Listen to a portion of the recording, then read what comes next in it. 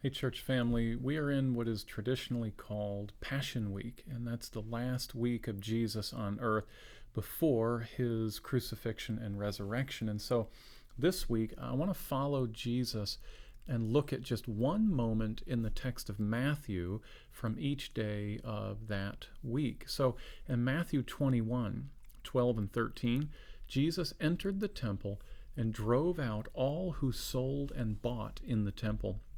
He overturned the tables of the money changers and the seats of all who sold pigeons, and he said to them, "It is written, 'My house shall be called a house of prayer, but you make it a den of robbers.'"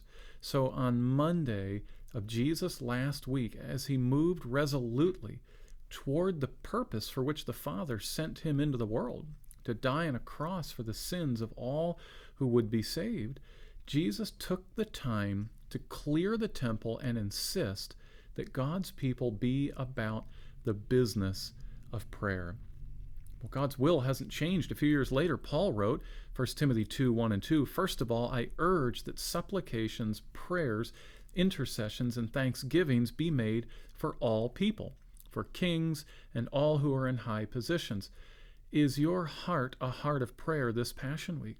Is your house a house of prayer during this time? We need to stop and pray today. Sit everyone in your house down and pray. Pray for our world, our country, our leaders as they continue to make decisions about this virus. And even more importantly, pray that God would pierce many hearts and minds in a fresh and saving way this week with the reality of Jesus' death for sin. We'll see you tomorrow. Stay rooted in the Word.